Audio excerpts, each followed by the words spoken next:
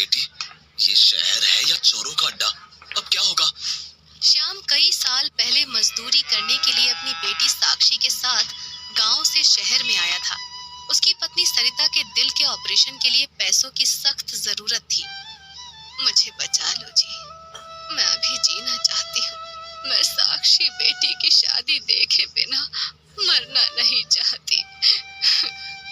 तुम घबराओ मत सरिता, मैं और साक्षी शहर पैसा कमाने जा रहे हैं और कुछ ही दिनों में पैसा कमाकर तेरा ऑपरेशन करा देंगे और तू ठीक हो जाएगी। हाँ माँ, बस थोड़ा सब्र और कर ले। शहर आकर बेटी मेला देखने की जिद करने लगती है तो श्याम उसे मेला दिखाने के लिए मजबूर हो जाता है। मगर मेले में आते ही किसी ने उसकी जेब काट ली और वो चीखने चिल्लाने लगा। अब क्या होगा बेटी साक्षी, हमारे पास तो मौसी के घर जाने तक का किराया नहीं बचा। तभी वहाँ धनी राम नाम का आदमी आता है और बोलता है, शहर में यही होता है भाई, जरा संभल कर रहा कीजिए। पर अब क्या करे साहब, जेब में तो एक फूटी कौड़ी नहीं बची, ऊपर से कोई काम काज भी अभी तक हाथ नहीं लगा है। यहाँ किसके पास रहते हो? अपनी एक मौसी यहाँ रहती हैं, उन्हीं के पास रहकर कोई काम ढूंढ रहे हैं। धनी राम को श्याम का आचार व्यवहार अच्छा लगता है और इसीलिए उसे अपना विजिटिंग कार्ड देते हुए बोलता है, तो फिर समझो तुम्हें काम भी मिल गया। ये लो मेरी दुकान का पता, कल 11 बजे आ जाना, मैं तुम्हें अपनी दुकान पर नौकर रख लूंगा। धनी राम सेठ की बड़े बाजार में जूतों की दुकान थी। श्याम ने अपनी मेहनत और ईमानदारी से कुछ ही दिनों में धनी राम का दिल जीत लिया। एक दिन धनी राम श्याम से बोलता है, अरे श्याम, आज तो अंडा पफ खाने का मन है भाई, ये ले पैसे और जाकर अंडा पफ लेकर आ। अभी ले आता हूँ सेठ जी। श्याम अंडा पफ ले आया और धनी राम ने अपने साथ साथ उसे भी अंडा पफ खाने को दिए तो श्याम अंडा पफ चख कर बोला, इनसे ज्यादा लजीज अंडा पफ तो मैं भी बना सकता हूँ। अच्छा, बनाकर दिखाएगा? अरे ऐसा अंडा पफ बनाऊंगा सेठ कि तारीफ करते ना थकोगे। श्याम ने सचमुच ऐसे अंडा पफ बनाए कि धनी राम उनको खाकर तारीफ किए बिना रह न सका। वाह भाई श्यामलाल, तेरे बनाए अंडा पफ खाकर तबीयत हरी हो गई। ऐसे अंडा पफ तो पहले कभी नहीं खाए। पक्का कारीगर निकला भाई। धनी राम को इतना खुश देखकर श्याम बोला, सेठ जी, अगर आप इजाजत दे तो मैं आपकी दुकान के सामने अंडा पफ की ठेली लगा लूं। मैं आपको थोड़ा बहुत किराया भी दे दिया करूंगा। किराए की बात सुनकर धनी राम ने सोचा, मेरी दुकान के आगे बहुत सारी जगह खाली पड़ी है, ये मेरे किस काम की? अगर ये इसे किराए पर ले लेगा तो मेरी तो कुछ ना कुछ आमदनी ही होगी। इसी लालच में आकर धनी राम ने उसको ठेली लगाने की इजाजत दे दी और फिर कुछ ही दिनों में श्याम की ठेली पर अंडा पफ खाने वालों की भीड़ उमड़ने लगती है। भाई, तुम ऐसे कौन से मसाले डालते हो जिनसे अंडा पफ इतने लजीज बन जाते हैं? घर पर स्पेशल मसाले बनाता हूँ बहन जी, तभी तो इतने स्वादिष्ट अंडा पफ बनते हैं। बहुत सारी जगहों पर अंडा पफ खाए, पर ऐसे अंडा पफ तो कहीं भी खाने को नहीं मिले। श्याम का काम बहुत अच्छे से चलता देखकर धनी राम के मन में लालच आ जाता है। इसका धंधा ऐसे चलता रहा तो ये मुझसे भी अमीर हो जाएगा। अब तो कुछ ना कुछ करना पड़ेगा। कुछ दिन बाद श्याम को अचानक से बीमार सरिता से मिलने के लिए गांव जाना पड़ता है और कई दिनों के बाद जब वो गांव से वापस काम पर लौटता है तो देखता है कि वहां पर कोई और ही आदमी अंडा पफ की ठेली लगाए हुए था। अरे, तुमने यहाँ ठेली क्यों लगाई भाई? यहाँ तो मेरी ठेली लगती थी। तुम यहाँ ठेली कैसे लगा सकते हो भाई? तभी धनी राम बोला, अब यहाँ तुम्हारी ठेली नहीं लगेगी, मैंने अपनी ठेली लगाकर कारीगर रख लिया है, समझा? ऐसा कसम मत खाओ सेठ, मुझ गरीब के पेट पर लात मारकर क्या मिलेगा आपको? ये कहकर श्याम की नजरें अपनी ठेली को ढूंढने लगी। मेरी ठेली कहाँ है सेठ? उसे तो दे दो। कहाँ से दे दूं? उसे तो तेरी गैर हाजिरी में कमेटी वाले उठा ले गए। ये सुनकर श्याम को बहुत दुख हुआ, मगर श्याम ने हिम्मत नहीं हारी। वो साक्षी से बोला, सेठ के मन में लालच आ गया है बेटी, इसलिए हमें धोखा दे दिया। मगर तू चिंता मत कर, मैंने इनके पास ही एक दुकानदार से बात कर ली है, अब मैं वहाँ पर ठेली लगा लूंगा।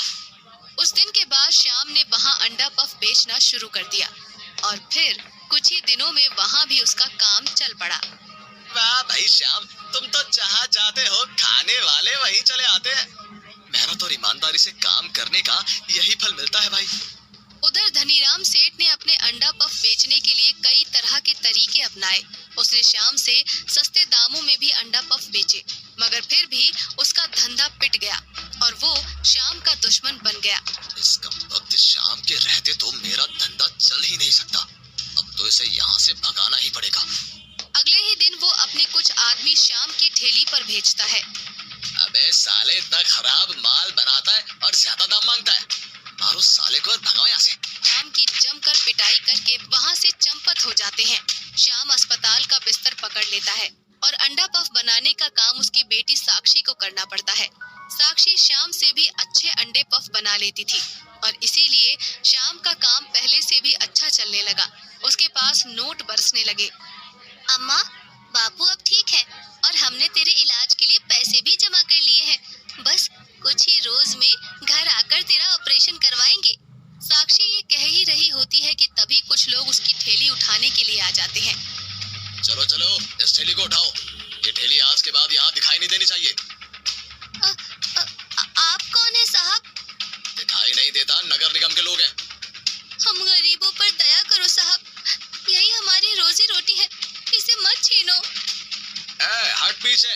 इस धनीराम के होते यहाँ तेरा धंधा नहीं चल सकता। जिस गांव से आए थे वहीं लौट जाओ। साक्षी रोती रह जाती है और नगर निगम वाले श्याम के इस ठेले को भी उठा कर ले जाते हैं और उसी समय श्याम भी वहाँ पर पहुँच जाता है। बापू, हमारी ये ठेली भी चली गई। मैं जानता हूँ बेटी कि ये सब धनीराम सेठ की करामत है। अब हम यहाँ काम नहीं कर पाएंगे। चलो बापू, जिस काम के लिए शहर लिए तो पैसे जमा ही हो गए ना। घर आकर साक्षी संदूक खोलती है तो उसे पैसों का थैला खाली मिलता है। बापू, गजब हो गया, हमारे सारे पैसे चोरी हो गए। देखो, थैला तो खाली है। हाय राम, ये कैसे हो गया साक्षी? अब तुम्हारी माँ का इलाज कैसे होगा? वो तो मर ही जाएगी। श्याम रोते रोते मौसी के पास जाता है। ये कहकर श्याम रोने लगा और उसकी मौसी की जबान में कुछ बनावटीपन आ गया। वो झूठा दिलासा देते हुए बोली, यहाँ शहर में तो कदम कदम पर चोर, ठग, जेब कतरे घूमते रहते हैं बेटा। किसी ने तेरे पैसे चुरा लिए तो भला इसमें मैं क्या कर सकती हूँ। तुम्हें वापस गांव जाना हो तो बताओ, कुछ पैसे मैं दे दूंगी। मौसी की बनावटी बातों से श्याम समझ गया कि पैसे उसी ने चुराए हैं, मगर फिर भी वो चुप ही रहा। इस शहर में इसी के भरोसे आया था और इसने ही माँ बनकर मेरा और मेरी बेटी का पूरा ख्याल भी रखा था। अब इस पर चोरी का इल्जाम लगाऊंगा तो 10 आदमी मुझे ही बुरा कहेंगे, इसलिए चुप रहने में ही फायदा है। यही सोचकर श्याम चुप रह गया, मगर उसका दिल टूट चुका था। उसे शहर से ऊब होने लगी थी, तो वो सोचता है, अब तो गांव लौट जाने में ही भलाई है। साक्षी की माँ का इलाज तो ना करा सका, कम से कम उसके मरने पर उसकी चिता को आग तो अपने हाथों से दे ही दूंगा। यही सोचकर श्याम और साक्षी गांव के लिए वापस चल दिए, मगर रास्ते में फिर से वही सालाना मेला लगा था और जब वो वहां से गुजरे तो अचानक साक्षी की नजर एक बैनर पर पड़ी और खुशी से उछल पड़ी। बापू, उस बैनर को देखो। श्याम बैनर पढ़ने लगा। इस साल का सबसे बड़ा कुकिंग कंटेस्ट, प्रथम स्थान पाने वाले को 10 लाख का पुरस्कार। ये देखकर अचानक ही श्याम की निराशा आशा में बदल गई। साक्षी बेटी, तुझे इस कुकिंग कंटेस्ट में भाग जरूर लेना चाहिए। अगर तू ये इनाम पाने में सफल रही तो समझ ले हम दम तोड़ती तेरी माँ और अपने सपने दोनों को जिंदा रख पाएंगे।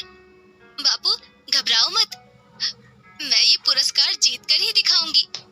यही सोचकर श्याम वापस मुड़ गया और फिर साक्षी ने उस कुकिंग